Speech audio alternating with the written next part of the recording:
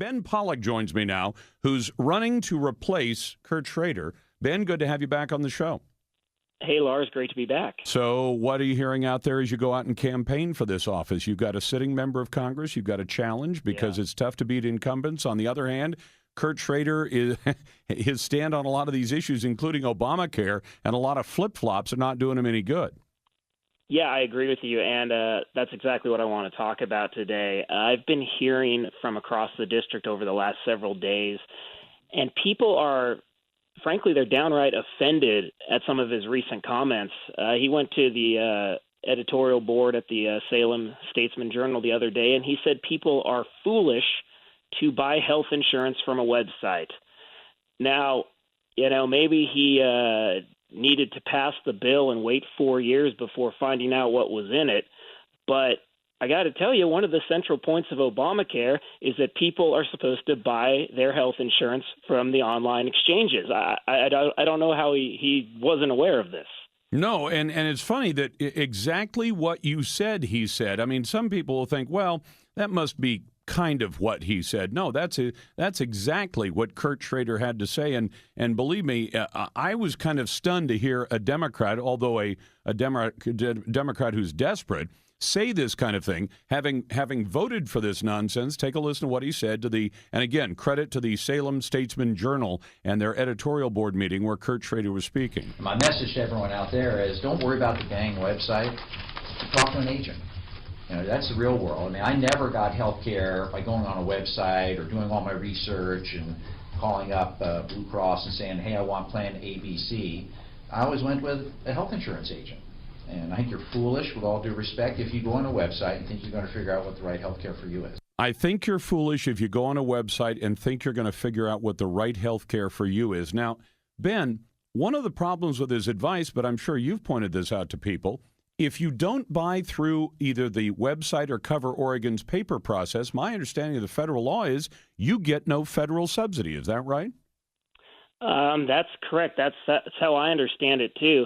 And a lot of people, when they hear us talk about, they use this foolish quote from Kurt Schrader, they think, oh, we must be taken out of context or something. But I appreciate you playing that clip. We're not taking it out of context. That's really what he said, and it's really offensive to a lot of people. And you think with the amount of regulation they're trying to put on our gun rights that they'd be able to stop shooting themselves in the foot. But this is absolutely offensive to people out there who've had their plans canceled, who are now forced to buy health insurance online. And it just shows that you've got a party that is so desperate to run away from the president. They've seen the polls. They know it's an election year, and we're going to hold them accountable for that Obamacare vote. Well, Schrader's one of the guys who's been willing to come on this show. I'm going to challenge him again to come on and explain to us, if you think it's foolish to trust a website, then why did you vote for a plan where the president said we will have the government set up websites, not the private sector, and then you'll go to the website and get all this great comparison of plans, even though the plans are essentially all required to be virtually identical by the government mandates that say they all have to contain the same basic elements. So, it's kind of ridiculous that, if you say, well, you get all this choice of what? The insurance companies aren't allowed to offer you anything dramatically different because the president and his Obamacare plan have specified what has to be in every single one. So if you said, I'd like the a la carte deal, I'd like the one where you just get the catastrophic coverage and nothing else. I don't want the preventative. I don't want the, I don't want the coverage for things that don't even apply to my family. You're not even allowed to do that. So, and then to say, but it's foolish to do it that way after Oregon has budgeted $300 million of federal and state money to build such a website. I was as much as I'll compliment and give credit to the Statesman Journal because I use their audio under the copyright law. The fact is they all sat there like lumps on a log and didn't say, Congressman, you're saying it's foolish to do it that way? You voted to make people do it that way. Yeah, nobody called him out on that. No one questioned that. They just let it completely slide. But you're exactly right. Obamacare provides consumers with no choice whatsoever. You can't buy a catastrophic plan. You can't go buy a plan from another state. Small businesses can't pool together to get good purchasing power that bigger companies can get, and you can't buy an a la carte plan. You're forced into a bronze, a silver, or a gold plan that are so full of things that most people don't need, and it's the exact wrong way to go about health care reform, and it needs to go. I mean, it needs to be repealed, and I would love to see that happen. And Kurt Schrader, he's coming out now saying, first he said the president lied to us. Now he's saying we're foolish. The websites are bad. He's trying to get an extension for the enrollment deadline, but he won't take the step and just admit that it's a bad bill, and that's what he needs to do. Well, and by the way, about that deadline, as I understand it, I mean, this is a member of Congress. You vote for laws. Laws say on paper, this is what you have to do, whether Right. it's a law about drugs or a law about war or a law about spending money. And yet this is what Schrader told the editorial board in Salem about that deadline. You go to an agent. The agents are up and running. The website is running. Well, okay, I guess, for them to actually input your data and get you a health care plan that meets your needs. So we have only a few weeks left, 2 weeks left, less than 2 weeks left. Although I've got a bill in to extend the deadline because I think this has been so badly managed, we need to make sure people have access to health care, not get caught up in artificial deadlines. Don't get caught up in an artificial deadline. How is a deadline that is specified in writing in a law passed by Congress an artificial deadline? Yeah, it's not an artificial deadline.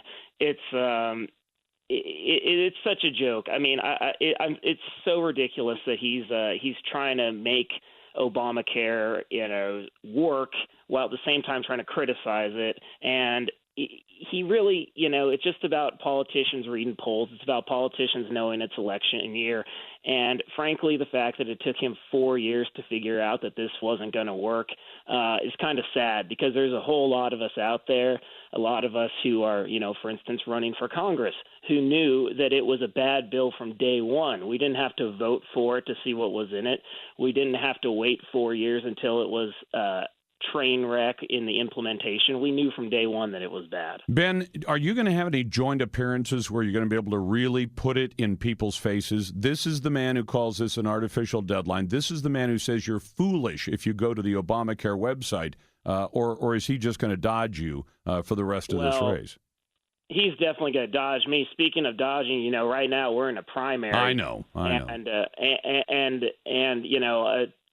to be frank, we got to worry about that right now. But I got to tell you, our campaign's hitting it on all cylinders right now. We've got great digital outreach. We've got great grassroots outreach. We had to order a new batch of signs this week because we've already run through our first batch. But I want to issue a challenge right now to my primary opponent, Tootie Smith. This will be the fifth public challenge I've issued to debate me, because I think it's important that the people of the 5th District have a real choice in the May primary, and they need to know where the two candidates stand on the issues and how we will address them in Washington. Well, I want to tell you something. I've known Tootie Smith a long time. I've always thought well of her, but Sure. She's disappointed me a lot on the Clackamas County Commission, and she came on to announce her candidacy on this show.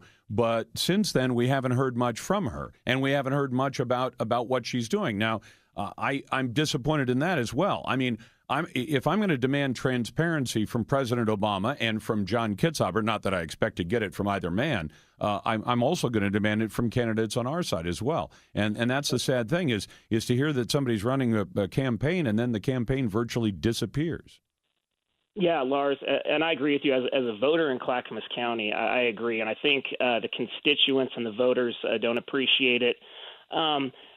But really, I think the issue is it's an attempt to run out the clock and hope that my campaign, we just don't have the time to build the name ID and get the traction necessary to win the primary. I think that's the strategy here.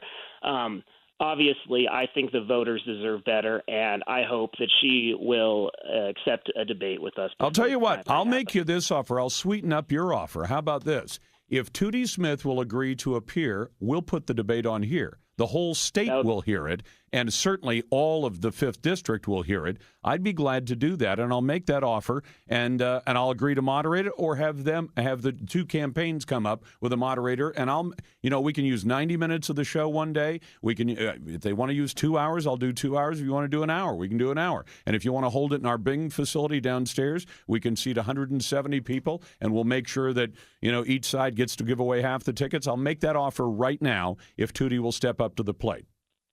Lars, I love it, and thank you so much. We'd love to do that. We'd love to have you moderate, and I think it would be a fantastic benefit to the people of the district. Glad to do it. Ben, thank you very much. I appreciate the time. Thank you. Ben Pollock, who's running for the nomination to run against Kurt Schrader. But think about this.